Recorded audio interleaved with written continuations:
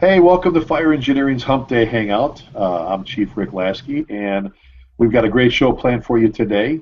We've got some great guests. Obviously, got my partner. I won't say partner in crime, but my co-host, Assistant Chief Terry McGrath from Louisville, Texas. Terry's, if you know Terry, I don't even have to say anything because you know how great he is. But he definitely lives and promotes and is an example of what it means to be a person of integrity and of character and definitely a brother. And we're joined by a couple of great folks today. First off, Mike Dugan, Captain Mike Dugan, who was supposed to join us. Mikey's got called to jury duty today. I'm like, you don't have enough pull in New York City to get out of that. But anyway, he might be joining us a little bit later, a little bit late. But and if you have any, like I said, any feedback noise coming through, if you're listening, maybe a headset will work, so on and so forth. We've got a little bit right now. We'll be working through. Two of the guests for Terry and I, great people, good friends of ours. Doug Price. Doug is from Hickory, North Carolina. Doug, you're a driver operator with Hickory, but you're also a lieutenant still, serving as a volunteer. And is it pronounced Valdez? Valdez, yes, sir. Valdez. And explain to everybody before we get to Welchy, what are you doing today? Where are you at today? I think it's pretty cool. I am substitute teaching at the Drone High School, at our local school here in town. This started a fire academy for the local students in the Bobcats. And I've got some of my students in here with us. Where are they at? Get them in the camera there. Get them in there. Chief, I want y'all to gather around. So come on, man. Don't be shy. Now, are these some of your instructors, some of your students? Okay. These are my students. These are some of your students. Okay. These are my third period students that I have with me today. Oh, very cool. We just made all of you famous. One more. Slide in there. Come on, man. Everybody get in. Stick your heads in. There you go. Everybody's here. And my associate instructor, Lieutenant Oxentine, he's an apparatus operator also with Hickory. Very cool. And he's a lieutenant with me also at Valdez. Okay. So you gonna jump in or you gonna stay out there? Jump in, say hi to the chief. Hey, Chief. It's the opportunity. Hey guys, you know. Hey guys.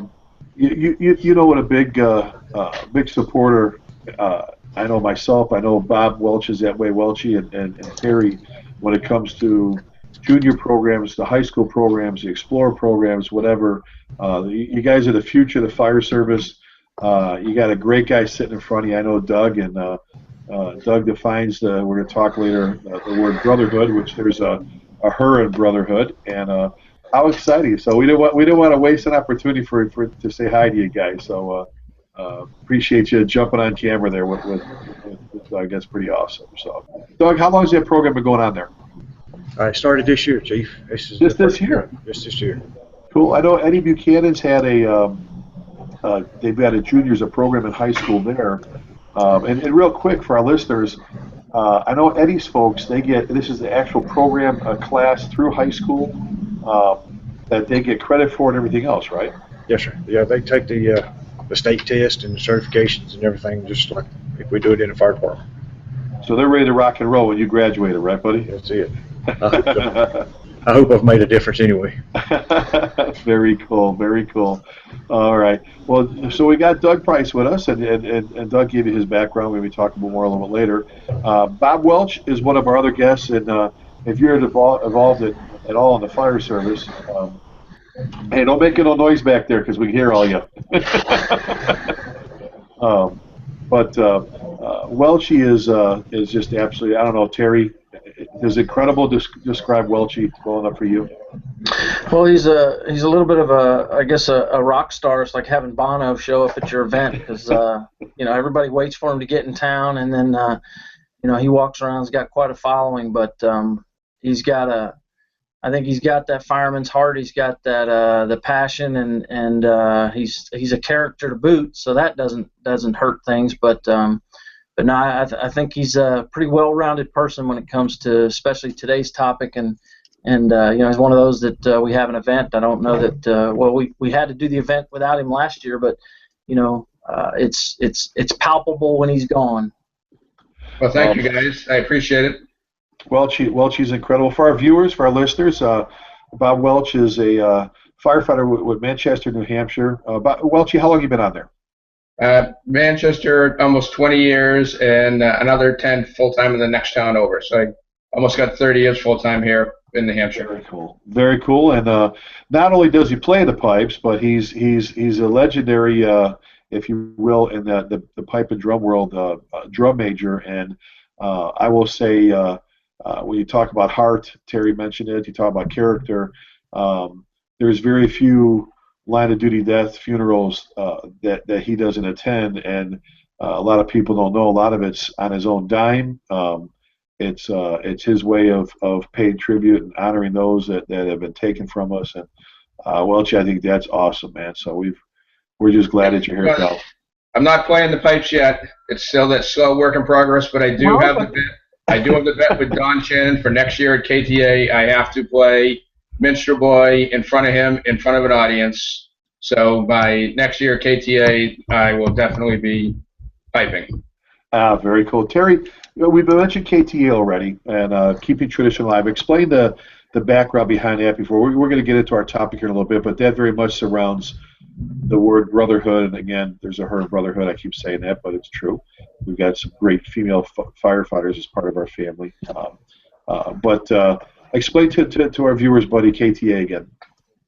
Well, we did our 9th year this year, and it actually started when we got our pipe and drum band together here in Louisville, and just kind of in its infancy. There was small segments or just individuals that played in various departments. So we Damien and when Chief Lasky was with us, they got together and decided they were just going to have kind of a day where they would invite anyone that was participating or learning, practicing, or playing, just to kind of get together, play a little bit, talk, network, and try to kind of firm things up.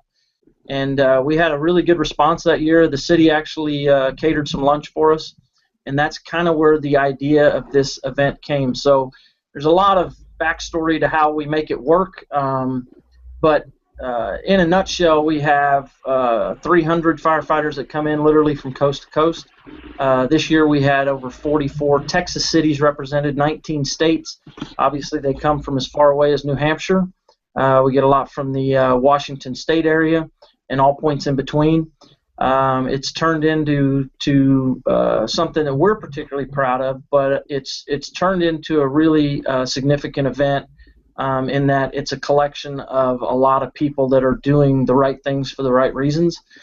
We get them all in a confined space for a couple of days, and I think we make a lot of really, really, really good progress in terms of training and reinvigorating honor guard groups, pipes and drum guys.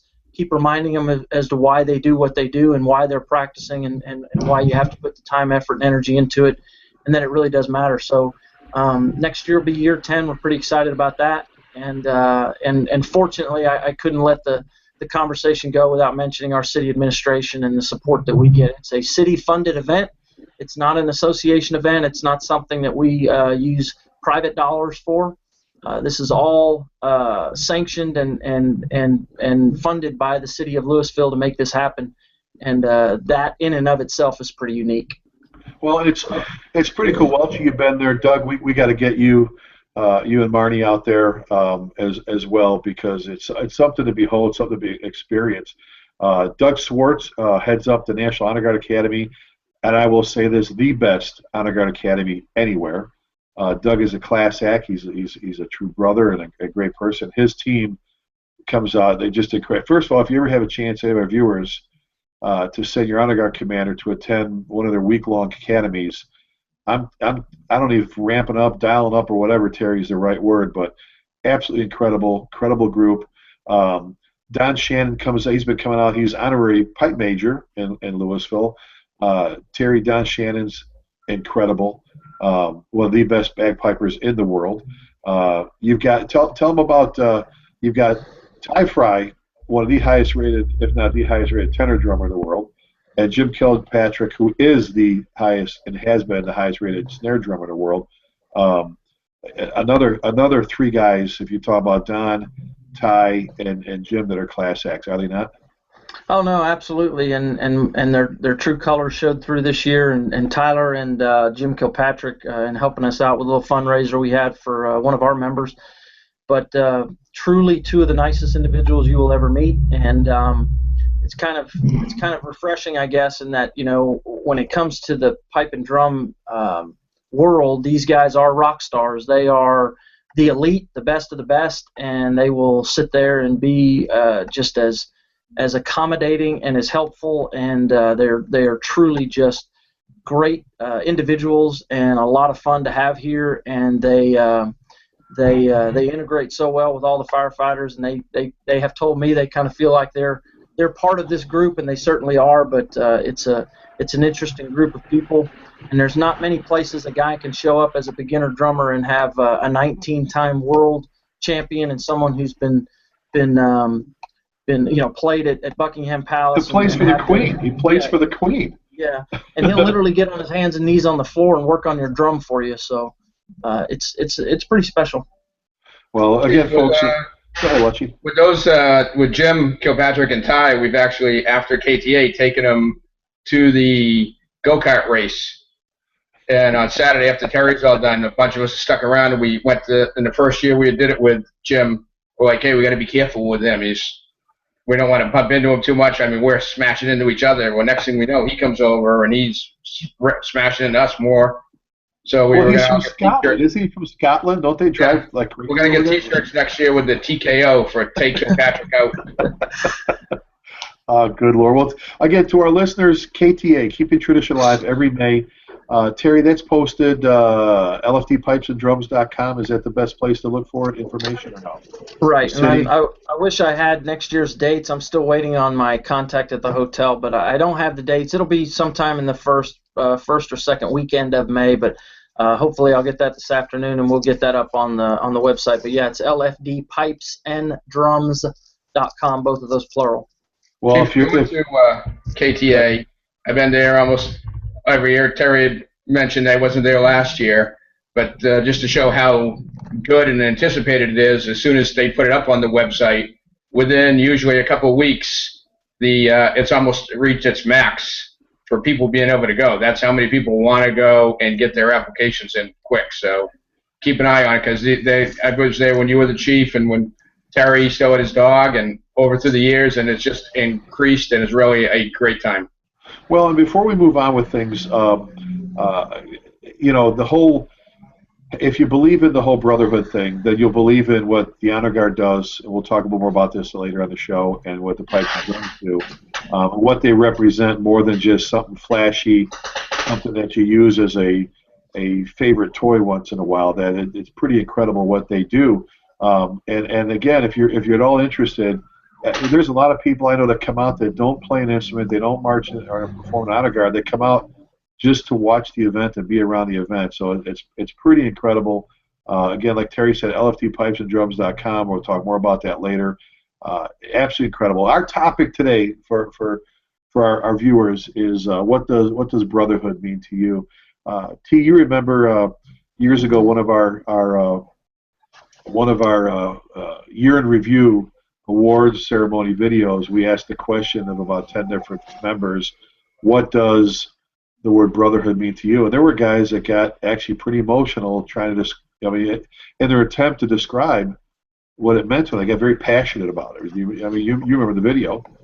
Sure, and I think it's, I think when you pointedly ask that question of somebody, and if you stop long enough to think about some of the things that you've witnessed in your career, some of the things that you get to be a part of, and I truly don't believe there's a lot of professions out there that you actually are part of what you consider a brotherhood, and I think law enforcement's probably a close second, but I in no way would give them a nudge on us. But this family and the family that there almost is no extended family, because I think everybody's that close. There is no second cousins or that sort of thing, and I don't think it matters where you are. I think that once you enter this fraternity, that is your secret handshake in, and you know, it's really amazing to watch guys work and go to work, and what we witnessed in the last 10 days. It's been a humbling experience.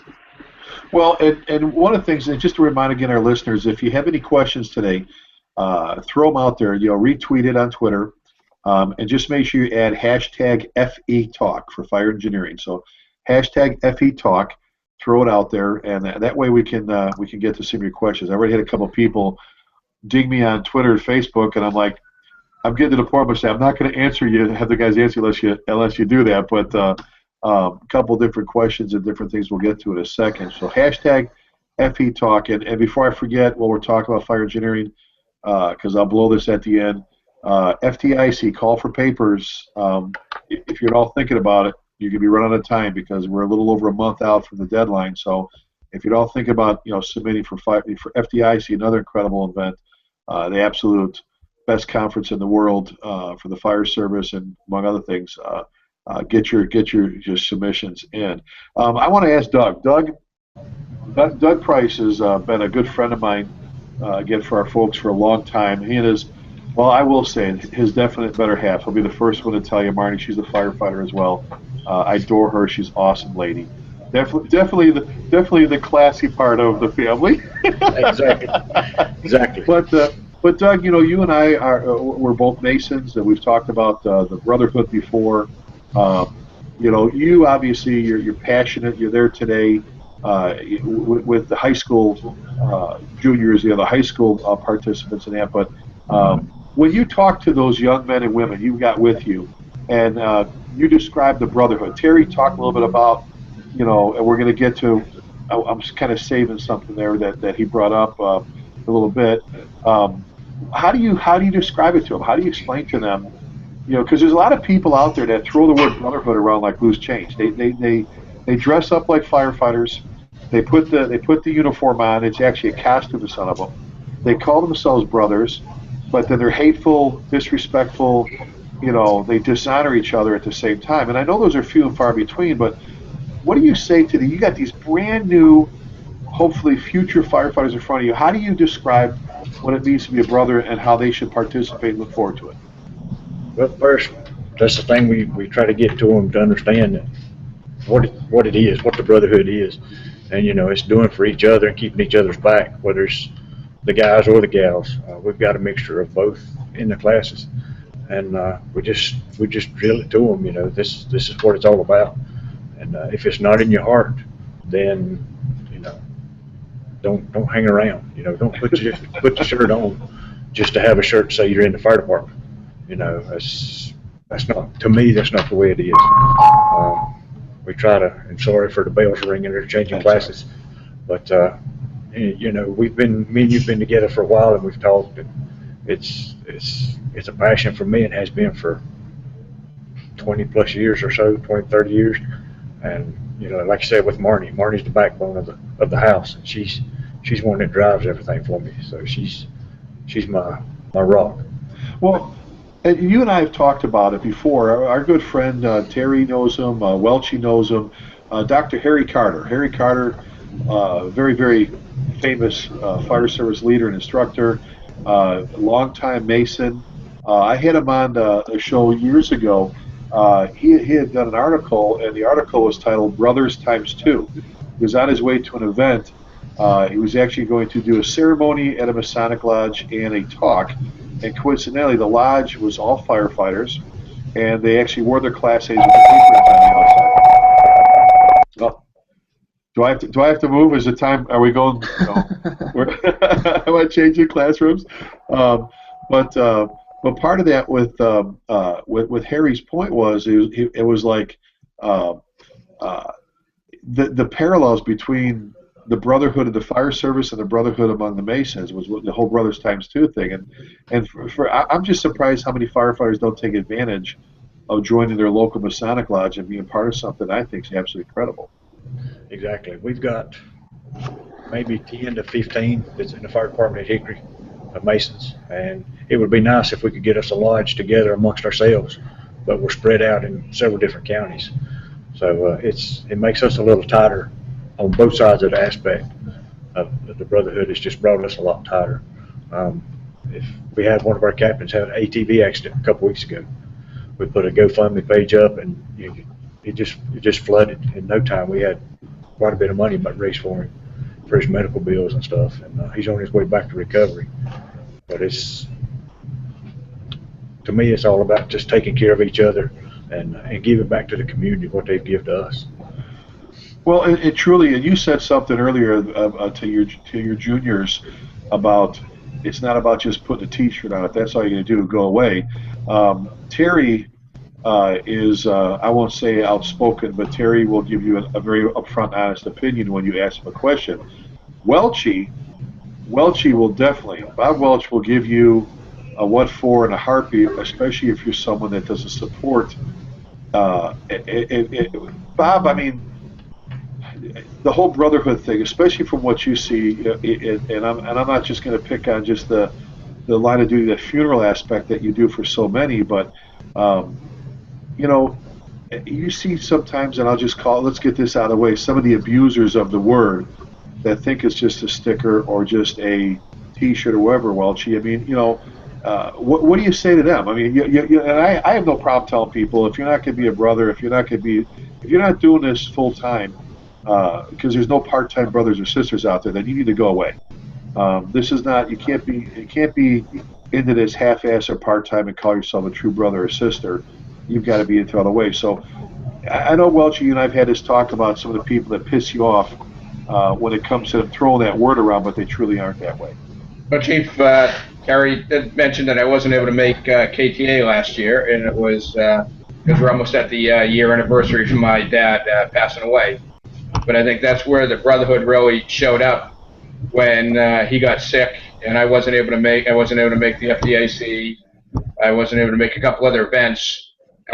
Brothers actually sent coins to my dad and letters telling him to get better. And then when he did pass, we had members from all over the country actually come in. There were a couple of guys from Indiana that actually flew in, rented a car, came to the wake, drove back to the airport, dropped the car off, got back on the plane because they had to get back, but they wanted to make it. So I know for me that showed that there are some really good brothers out there, and I know for my mother it worked, and for my sister and brother.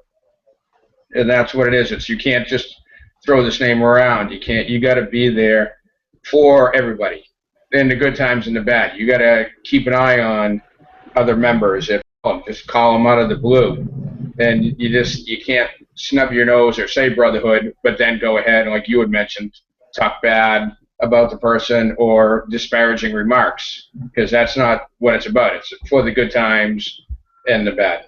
Well, exactly. I don't know how you can, and there's a few people I've run up against. I have no problem telling them.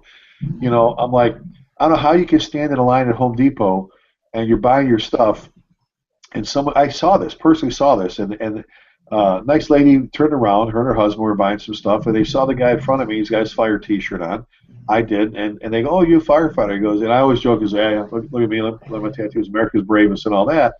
And I know that very same person went back and was trash talking another department, and I was like, how do you go about? I don't know how you live with yourself, where you can say and call yourself a brother or sister or something pretty special like the fire service, and then turn around and do exactly the opposite. I'm very outspoken about two things. One is, and we're going to talk about this a little bit as well today, bringing a much better focus and awareness to mental health issues in the fire service. The other thing is the whole bullying thing. You know, I'm not against it. You know, I know firefighters like, I just wish, Chief, they would pour the bucket of water on me and get it over with, the initiation, or short sheet my bed or do whatever. But, you know, I don't know how you can go from one place where you're holding little babies, and you're driving the $1 million ladder truck, to where you come back to the firehouse and you can't differentiate between what is right and what is wrong and how you treat someone. And if you're a bully, if you're a thug, if you hurt a firefighter, and I've said this several times at the big show, you hurt a firefighter under the guise of initiation, hazing, or whatever, you should get your ass kicked out of the fire service. We don't hurt each other and turn around and call each other brothers. It doesn't happen that way. and there's people that call themselves dedicated to this profession. You know, I don't see how you can be dedicated to the fire service if you don't understand what it means to be a brother and sister. And you know what I'm saying? And Terry, you used to do a lot of, you know, IAs, a lot of internal affairs investigations when you were the Division of Bomb and Arson in Louisville. And just between that and other departments, I'll just say that, not to pick on Louisville or wherever, you know, it's almost heartbreaking. At the same time, it pisses you off when you see someone mistreat a fellow firefighter, isn't it? Yeah, I mean, absolutely. You know, I make this parallel a lot. I spent a short stint of my life as a police officer in Dallas, and I remember when I got in the car with my first phase training officer, my roommate and best friend at the time, he started on day shift, I started on evenings. When I got in my car, my training officer got in there, she introduced herself, said, "My name's Lori, these are my expectations, we'll get through this together. You've been trained, I expect you to act, and I expect you to take action, and I expect you to be my partner." And so immediately there was no barriers, no walls, and I felt at ease because I felt like I could make a mistake, because certainly I was going to, and it wasn't something that was going to be detrimental. You know, my best friend got in on day shift, and he rode with a 30-year guy that was a former Marine Corps veteran, and that guy got in the car and told him, you know, "My name is Corporal so-and-so, you don't speak to me unless I speak to you, don't say anything, do anything, I'll tell you," you know. So the barriers and the walls that were put up for him, you know, the reality of all this is that if people aren't treated right, if they're not in the right mindset, if they're not achieving and performing at 100% capacity, you know, the fire doesn't care whether you've been here a day or 20 years, and a bad guy doesn't care if you've been a cop one day or 10 years, and they don't care that you're in training. So I think getting back to, you know, treating people the way they need to be treated so that we can ensure that they're going to be successful. I think that's the fundamental thing. Now, I don't want to take the fun out of the fire service, and I'm not sitting here advocating that, you know, you shouldn't hand a guy a bucket and tell him to go fill the water fountain or, you know, something like that. But obviously, when you get to the point that we're physically injuring or demeaning or, you know, things like that, and unfortunately that stuff's still happening, and unfortunately I have found in some of the investigations I was involved in my career is that there's a person or a couple of people that kind of stray outside those bounds, and where are the people that should be reining them back in? And I'm not talking necessarily about a station officer. I think part of the brotherhood is also being that older brother, being the responsible brother, being the reasonable brother, and the one that's looking out for you in a different way, not the one that's going to come mow your lawn if your family member's sick. We need that help too. But we also need those people to step in there and exercise some judgment and some responsibility and some oversight, and they need to be that brother in that regard too. And I think that's where some of that comes from. And I was curious to know, Doug, in dealing with the high school kids, is that ever kind of a topic of conversation about what your responsibilities are? And part of those responsibilities are looking out for the person that's next to you. Yeah, it's a big thing. I mean, it's like I tell my company officer when I got a company officer that I wanted him to not worry about things on the truck, that it's up to me to make his job easier, whether it's the guys on the back or whatever. You know, we take this, try to make it as easy as we can and take care of one another. That's how I feel. My job is to make his job easier and keep the calm in the house. You know, yeah, we play games and we pick and go on with each other, but then after that, it's you know, when it comes time to go to work, we go to work and put all the other stuff aside. And Bob, I guess on your end of the world, and so you're a senior firefighter, I know, in the fire station, but I'm assuming that, you know, you bear some responsibility in your fire station as well. And, you know, it's interesting what Doug says is I'll take care of this stuff. As a company officer, you know, you focus on that, and you know, we'll make sure this stuff's in line. And, you know, I guess is that kind of your mindset up where you're at as a senior guy? I think it's also if you have the junior guys, if as a senior guy, if you're out there doing it, not afraid when training's getting done, when hose is getting backed on, if you're one of the first guys up there showing the junior members, hey, this is how it needs to be done, instead of sitting back in the chair. And what you were talking about, or we'll say even playing the practical jokes, I think sometimes that's where we have to watch out a little bit, where watch somebody and not, I've seen it before where people have almost been on the edge, stuff is still being done, and a comment was made, well, they should just put their big boy pants on. I think in this day and age, we kind of got to watch out and make sure we're not going over a certain edge. Well, and Terry, you said it, and Doug and Welch, we're all in agreement that it all comes down to leadership.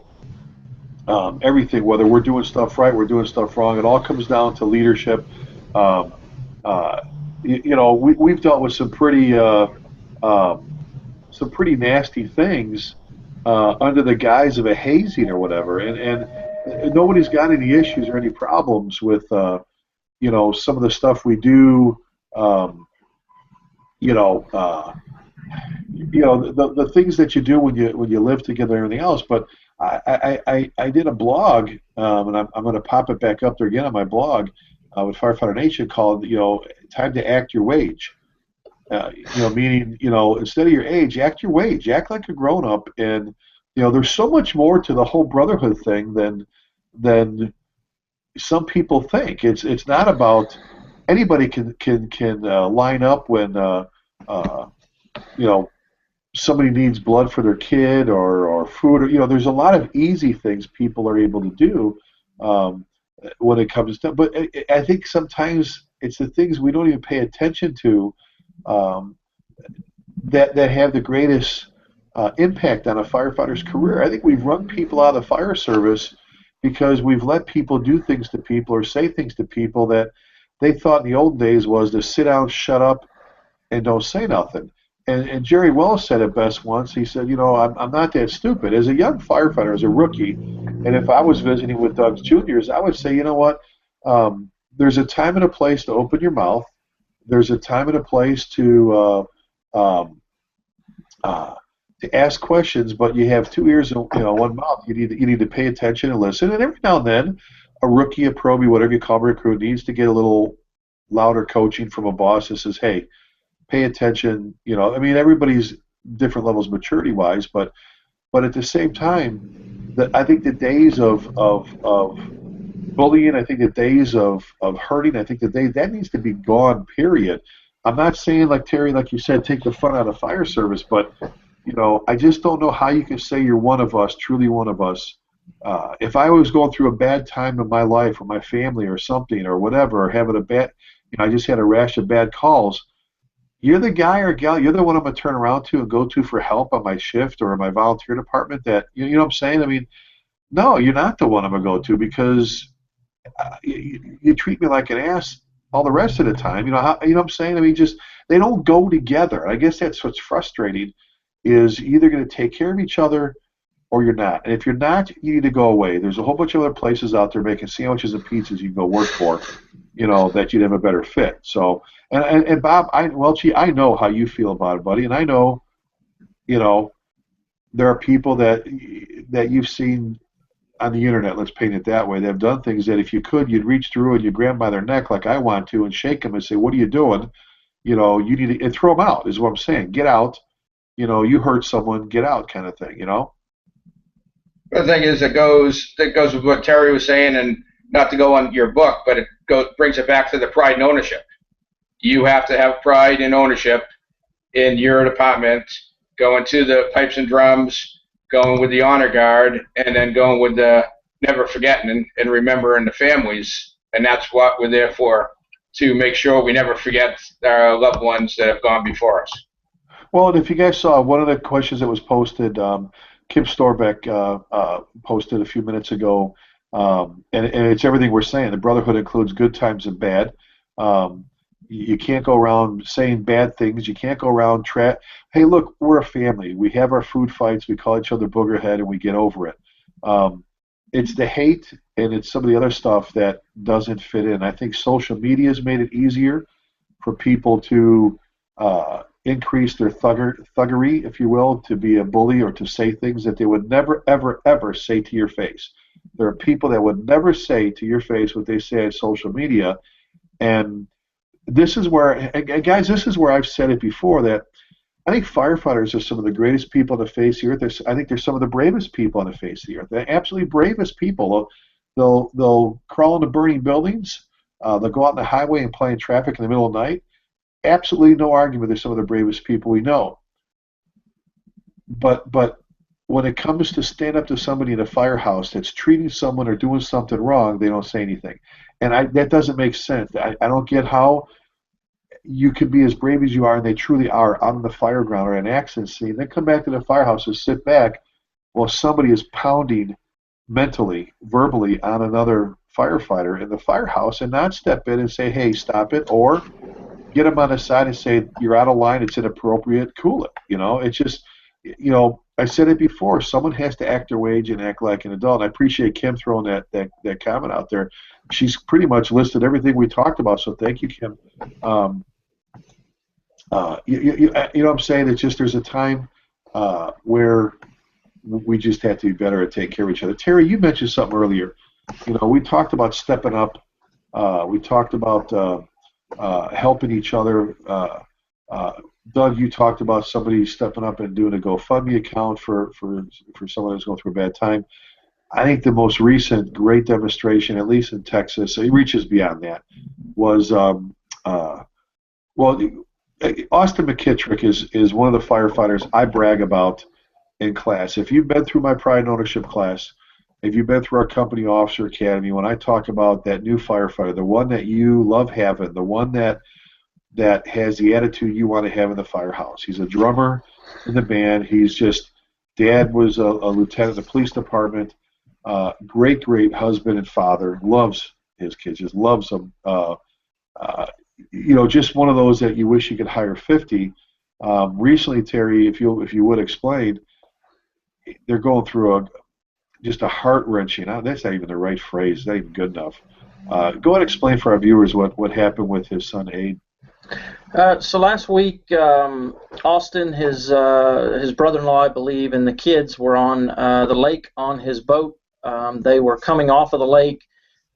Tragic situation ensued, but to kind of sum it up was that Austin's son, Aiden, who was 3, fell into the water in front of the boat, was subsequently run over. Austin immediately jumped in the water and rendered some pretty quick and decisive life-saving initiatives to save his son, and I don't want to go into the details of everything that happened because it is as you can imagine it is. But Austin got his son up out of the water, his brother-in-law. They all acted quickly, and just by a chain of a couple of good luck events, I guess, the fire department jurisdiction that he was in actually had a boat on the water. They were able to get to him quick. They got him to shore quickly. They got him in a medic unit quickly and got him transported into Dallas to a children's hospital to receive the trauma care. Obviously, it's a absolute tragedy. Words can't describe it, but in the subsequent days that followed, Austin immediately reached out to his closest friends here at Louisville, and they set a chain of support mechanisms in motion that got so overwhelming for the family, the hospital, and for everybody that within about 3 days we had to actually send an email out to say, okay, well, everyone slow down, because the constant flow of people in through the hospital and into ICU, and Austin's wife is a nurse, so as you can imagine, it was just it was a tragic situation. But the families of Austin's family and his immediate family, his fire family, and his wife's family at where she works, but subsequently we had a GoFundMe account that was set up, and it's nearing its target within a very short time due to the overwhelming generosity of both people within the fire service and outside the fire service and from all across the world as the word of this traveled. They organized a round-the-clock kind of a support network for people to be at the hospital for Austin, so that if there was anything he or his family needed, we had people there 24 hours a day, and so when that filled up, giving people 2-hour shifts at the hospital to sit down there with him, it continued because we had neighboring departments that signed up on it. We had Dallas and Plano and their associations, and the support just kept coming and coming and coming, and again it got overwhelming. It got overwhelming to the point we had to have a Google spreadsheet to manage it, and it was I don't even know how to describe it when you kind of sit back and watch the whole thing unfold, and every single thing that you can imagine to be taken care of was being addressed, and to try to take as much of the burden off of Aiden and Kelly.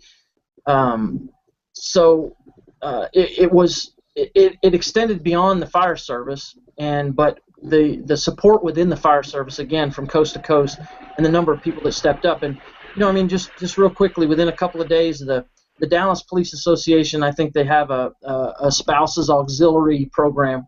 They cooked some home-cooked meals, brought them up to the hospital, enough to feed the entire family. The Austin and his wife, our association stepped up to help with a hotel room immediately, so that they at least had a place close to the hospital, but something where they could get out, catch their breath, get a shower, get some rest if that's even a possibility. But the neighboring associations, Plano, Dallas, all stepped up and said, we will cover a room. So we had, again, to the point that we had to turn support away. And I have said that it's been overwhelming to watch it all unfold, but I don't know that it should be any other way. It's exactly the way it should be. And I know that Austin, he'll never miss a chance to tell you thank you. But like I told his father-in-law, I said, if this situation had happened to anyone else, Austin would be first in line, and he would be there doing exactly what's being done for him. And so it worked just like it should. Well, not to diss any other profession, but there aren't that many that come together as well as the fire service, one of our own. And let's take it a step further, Doug and Welchie, where the whole brotherhood thing, the whole family thing in the fire service, the fingers actually reach out into the community. When you believe in something that's bigger than anyone in the room, if you will, that anyone in the department, when you believe in support and just it's your life, you know what I'm saying? You see guys, reach out into the community. Doug, we're talking to Masons. Welch, you've seen it. It could be a sick kid down the street that no one knows, that you guys catch wind of, and all of a sudden the fire department's there. Welch, you've got guys, I remember, I don't know if it was your department, Manchester, or next or whatever, something went on with an old-timer, and the guys were over there like shoveling his sidewalk. I mean, and I know it was in New Hampshire. Well, they just had one just 2 weeks ago in Merrimack. They did ended up doing some stuff for a guy's house. They had a call, and they all rallied together and went back and took care of his house. And that's what it is about. We have, I think, the fire service, but then you're talking about the pipes and drums and the honor guard. I think that's even a bigger brotherhood, where I know with Terry with the KTA, we had a couple guys that said they needed their batteries recharged, and after they came to KTA, they said they were able to go with a full battery of brotherhood. So it's nice to be able to get together with like-minded people and recharge your batteries sometimes. Well, we talked about, Doug, and it was kind of, everything's surrounded here, where we talked the connection between the Masons, and then we've got the connection with the honor guard and the pipes and drums, the fire service as a whole. We've got our police, our brothers and sisters in blue, where Terry talked about the Dallas, the auxiliary coming forward with food, because so many times those are the things we forget about, is that when people bring food to the hospital, to the home where the family's at, taking care of child care, making sure kids get to school, that life carries on as they're dealing with something pretty serious, and you turn around and you see this never-ending wave of people that are going to do stuff just to help folks. And Doug, again, I'm going back. You've got a chance with some young men and women there, right there at that school, at getting them to understand and believe it early on, that it's more than just the television shows. It's more than the TV shows and what they're reading books, that you have to commit to a way of life if you want to be a good firefighter, you have to commit to a way of life, and that means being a brother or sister, right? Yes, sir. And that's what we teach them here. Is every day when we talk to them, the days that we're not on duty, we came in and we talked to them and say, look, try to do something nice for everybody, at least, if it's nothing but no more than just holding the door or smiling, because you don't know what's going on up down the halls. The chivalry, it's a lost art. And we're out here and we wear T-shirts. We're representing not only just whether it be Valdez Fire Department or Hickory Fire Department or Louisville, we're representing all the brothers and sisters throughout the whole fire service as a whole. So if we do something ugly or act ugly, then it represents all of us, not just you. And that's where it really gets to me when I see somebody out here that's either in a bar and not wearing just a T-shirt and going to the bar. That's fine. But when you start getting a little bit too much alcohol or whatever in you, then you start showing your tail, and that's when it starts making all of us look bad. Exactly, because we've said this before. What happens in Washington or Oregon affects us here in Texas and New Hampshire, North Carolina. You just made me think. And Terry, you remember this story specifically, where I was getting ready to teach a class in St. Louis, just outside St. Louis, and 5 minutes before class time, I get a phone call from our good friend Curtis Burt, chief of Lake Cities, Texas. Curtis started with me in Illinois, and Curtis is just incredible. And he said, look, he goes, and I knew he was talking about his number 2 chief at the time. His daughter was living in North Carolina with his first wife, and she was on her way to school that morning in her car, and she got broadside. She was tragically killed. And he said he's on the way there. He goes, I know you know people. He goes, I can't get there till tomorrow. I don't want him there by himself. And he was in tears on the phone with me because it's one of his guys. I said, well, hang on, give me 10 minutes. I'll call you back. And I made one phone call to a buddy of mine in the fire service in North Carolina. One phone call. And what I got was, hang on, I'll get back to you in 10 minutes. And so I don't know what it is about 10 minutes, but it's like, I'll get back to you in 10 minutes. And he called me back. He says, okay, this is what I need. I need his name. I need his flight number. We're going to have a crew meet him at the airport in Charlotte. They're going to meet him at Charlotte. They're going to be at his gate. And the Firefighter Association for the state is going to hand him the keys to his rental car. The Chief Association is going to hand him the keys to his hotel. And the chief that actually was the IC at the accident is going to take him to see his daughter. And there was never a time that he was without a representative of the North Carolina Fire Service. So you've heard me, Doug, when I've said in class there, when I talk about the fire service in North Carolina being strong, and we're talking just one state, and Canada from coast to coast, same thing. I said, that's what you did for one of my friends. You took care of a firefighter, regardless of rank, like he was one of your own. And that in itself shows something when it comes to, and so that gives me a story I brag on that has a positive spin to it, because there's a lot of negative stuff out there. And I think out of almost 40,000 fire departments, there's a lot of people that are dialed in. There's a few that, in the absence of good leadership, Terry, you said it, in the absence of a good senior firefighter or boss like Welchy that's going to say, come here, stop that, or whatever, we've got to get better about speaking up and really talking about what it means to be part of something special, like the fire service. I have the opportunity right now, and I'm just blessed again. I was asked to serve as interim fire chief at Trophy Club, Texas. Trophy Club is pretty close to Louisville, next door to Mike Starr at South Lake and Darrell Brown. Darrell's got a third alarm fire going right now, Grapevine, big apartment complex there, and it's like I said, it's a blessing from God, because I've got 3 shifts full of great guys and 3 shifts full of guys that get it.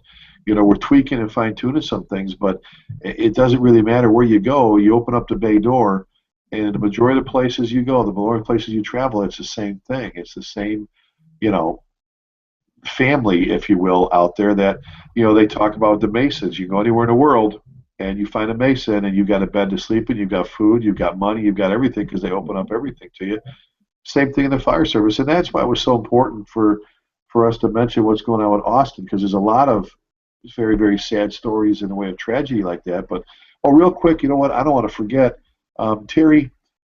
if somebody wanted to go to the GoFundMe account, or if they wanted to buy a T-shirt in support of their family and helping them offset some bills, who can they get a hold of, or what's the best way for them to do that? There is a GoFundMe account. That is a GoFundMe.com/Aiden McKittrick. I have posted both links for the GoFundMe account, and there's a company that's local, and I don't want to speak out of turn, but I think it's run by firefighters, owned by a firefighter, but he does T-shirts for fundraisers for everything. He did it for Andy Allison when he was hurt, but and that company is called Big Dog Shirt Shack. But both of those links, a link directly to the shirt that it supports Aiden. I've tweeted under the Louisville Fire Twitter handle, and if anybody wants those links or that information, they can get a hold of me directly. Best way via emails, first initial, last name. So T McGrath, McGrath at cityoflouisville.com. I'll be happy to provide them that information. Oh, very cool. I just didn't want to I had a note here. I didn't want to pass that opportunity to mention that that they can help. One thing Terry did mention was we talked about how great Tyler Fry and Jim Kilpatrick are.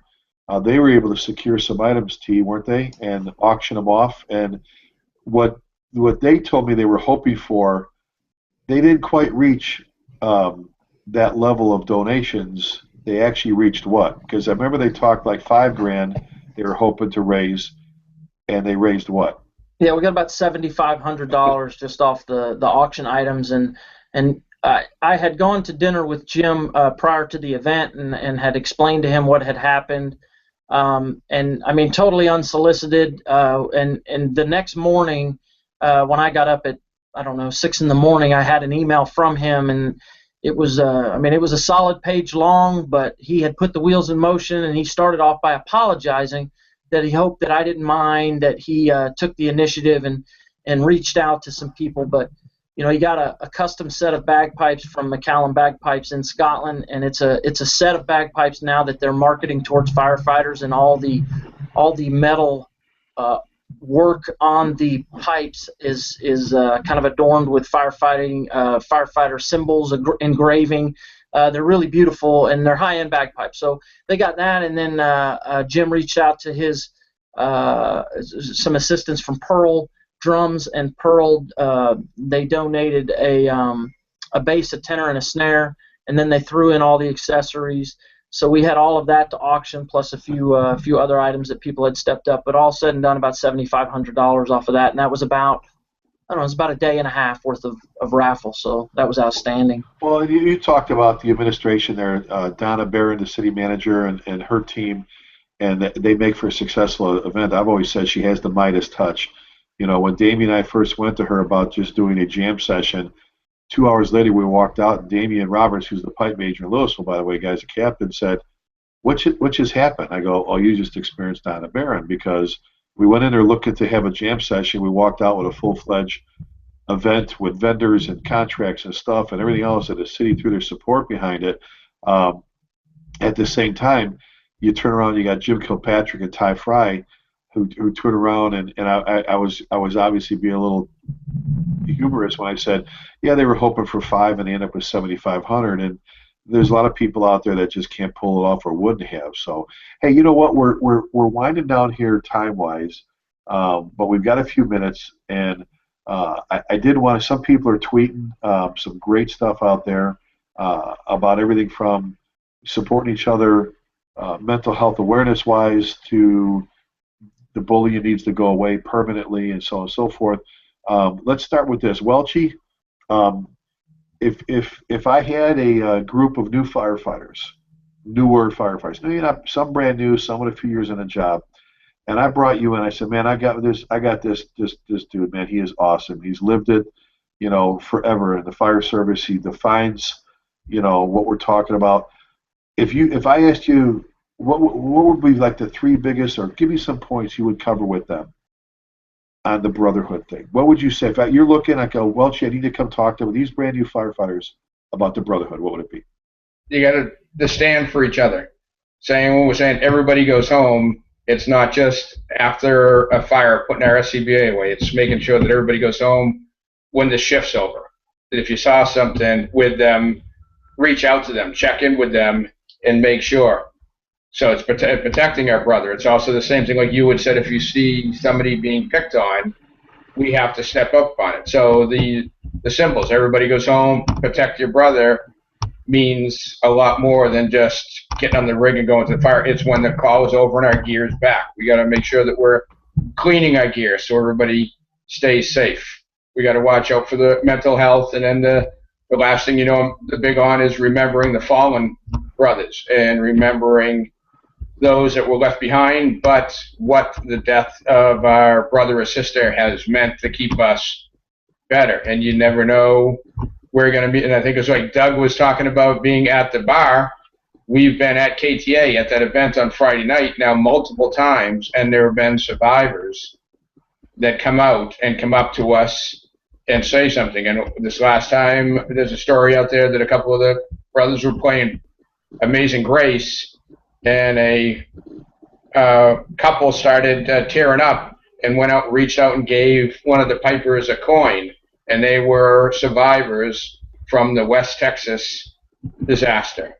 And they were just saying you don't know how much it means to them. And there's a survivor that comes every year now that always comes up and says hi to us. But that's what you got to watch out for, to make sure we don't disrespect them even after their funeral is over. Well, and exactly, you said it best. It's easy to run out the door, put the gear on, go take care of somebody and do that. It doesn't stop when we come back and take our stuff off. In fact, it's even more so back in the firehouse. The easy stuff's out there on the fire ground. It's the stuff back in the firehouse. Absolutely perfect. Doug Price, my brother Mason, and my brother from another mother, if you will. Doug, same thing, all right? You've got those juniors in front of you. I asked you to say this before. You're getting ready. They're graduating. They're going to move on. Some have positions already lined up as volunteer and career firefighters. What do you say to them as they're walking out the door? Mostly just keep it true to their heart. If it's in your heart and this is what you started for and why you want to be here, keep it there and look out for each other. It's like Welch said, it's not just everybody goes home at the end of the call. We got to make sure that everybody goes home from now on and check on them. A couple of weeks ago, we had one of our retired captains and a big mentor to me. We were getting ready to do a live training fire. Valdez Fire Department's first responders went out, got to his office, and he had passed away. He was 59 years old. So we've took him in and took care of his wife. Our brothers and family have pulled together, keeping a check on her. And to me, that's what it means. And we tell them too, the horse playing and going on, that's one thing. But the bullying, we've got to put a stop to that. We don't need that, whether it's in the firehouse or whether it's in the schoolhouse. The classroom that we have, and we have an engine bay also. The principal has given me and Tommy the reins to run our classroom and station and engine room as a firehouse. That's the way he wants it run. We got some of the guys from maintenance to come in and paint them a red line throughout their engine room. We're working on getting it painted in the classroom. We've got a patch board started. So we try to drill the Brotherhood and stuff into them every day that we can, just to make sure we look out for one another and keep it true. Perfect. Terry, I know you. I mean, you're my partner. You're our co-host with our Humpday Hangouts here and everything. But you've been doing this a long time, and you've had the opportunity to do backgrounds on literally probably thousands of firefighters in your career and our hiring process, as well as when you got to do firefighters. Same thing. What do you say to them, buddy? Well, Chief, I used to tell guys, and I still tell them to this day, but I used to use you in a reference, and I would tell new guys, listen, I don't want you to be afraid to come here and do the job that you've been trained to do. You will be perfectly fine in this career as long as you don't bring shame, discredit, or something just stupid into this fire service and harm the fire service and its reputation. If you go out and back a fire truck into a building, you're going to take a ribbing, and you should. But don't be afraid of that. That's your job, and that's the stuff that we'll work through. But you have to remember you're a firefighter while you're on duty, and you're a firefighter when you're off duty. And I don't subscribe to the theory, and if a professional baseball player says, well, I'm not a role model, you are. That's part of it. It's part of it when you decided to take this job. So you have to understand that people that live next door to you, across the street from you, they know what you do for a living, and they compare you to that job. You're a firefighter. You should know better, and you need to hold yourself accountable for that. And the only last thing I want to say is, because we touched on a mental health and watching after each other, but I think firefighters are prideful by nature. I know I am. Ask for help. You work with a tremendous group of individuals, no matter where you are, coast to coast, and every one of them comes to work and will die for you. So don't think that they wouldn't help you if you needed that help. So if you need something, say something to them and let them do what they're really, really good at, because when the time comes, you'll be able to turn around and pay that back. Well, exactly, and I didn't want to end the show without mentioning there's an incredible group. There's lots of them now that have stepped up, but our good friend Jeff Dill, the founder and president of Firefighter Behavioral Health Alliance, their website's pretty easy. It's ffbha.org, ffbha.org. They do programs. They'll supply you with cards for your wallet. If you think the line of duty death numbers are tragic every year, you need to go look at how many firefighters and EMTs take their lives each year. We've got to get better at stepping up and again, do the 360, be the whole thing, be the whole. Terry, you said it best. Welchy and Doug as well is speak up. If you see something, say something. We do it for Homeland Security. We talk about tactics and strategy. If you call yourself one of the bravest, as we say, then be brave enough to stand up and stop something from going on. You follow your policies, follow your procedures, report it if that's what's required. If you catch it early enough and you can do counseling, if you're an officer or whatever, stop it. We all know, and we all know we're not stupid, we're not dumb, we're not naive. We all know when we see something that's headed the wrong direction. Step up, be the kind of boss that you tell people you are, and quit something like that from happening. If it's bullying or something along those lines, any kind of harassment, period, any kind of harassment. And then on the flip side, like Terry just said, there's an emotional side that we sometimes toss off the table that we need to bring back up, that we need to pay attention to our people every day and make sure that if you're calling yourself a brother or sister, you need to be the whole package. And again, we'll say it one last time, there's a her in Brotherhood. Real quick, guys, if Doug, if somebody wanted to get a hold of you, get a hold of Doug Price in Hickory, North Carolina, or Valdez, or at the school there. They had a question about maybe a juniors program or high school program, what you're doing, or whatever. Maybe even the Masons or whatever. They have to ask you. What's the best option? Is it email for them to get a hold of you? Yeah, you can email me at price.doug. Yeah, price.doug@ymail.com, and I'll get back to you. Or my cell phone, it's always on. It's 828-312-9746. And Doug's on Facebook, and he's the kind of guy you hit him at 3 in the morning. I'd be shocked if he doesn't throw an answer. I don't know if you sleep at all, but Doug's always there for you. Welchy, same thing, buddy. If they want to get a hold of you, talk to you, whether it's about funeral procedures, the bagpipes, drums, if they just want to have you, they just want to talk to you about being a brother, or they want to bring you out to do a program, or what's the best way for them to get a hold of you, Tom? We got Kilted, so KILTEDFF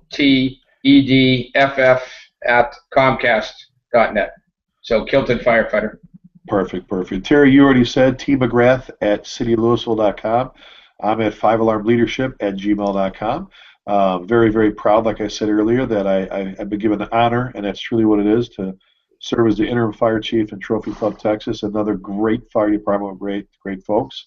We're going to make some pretty cool things happen here. Doug, give Marnie a hug for us. Don't forget to do that. And we're going to close things out here, folks. So spread the word. These are recorded. You can watch them afterwards. Play it again for your shift. Every Wednesday, for the most part, there's a Humpday Hangout with some great things. We got the radio shows Monday through through Friday with some great people doing their stuff, all just where you went to, fireengineering.com. Get your paperwork, your calls for papers in for FDIC. And with that, Terry, thanks to my co-host and my partner. Terry's stepped up and he did me the honor of saying he would jump in here and be my partner, and he's an awesome guy. So thank you, Shannon. Thanks, everybody. God bless everybody. Think of those that need some help. Always keep the men and women of our armed forces in your thoughts and prayers, and remember, never forgetting means never forgetting. Thank you. God bless you. Be safe.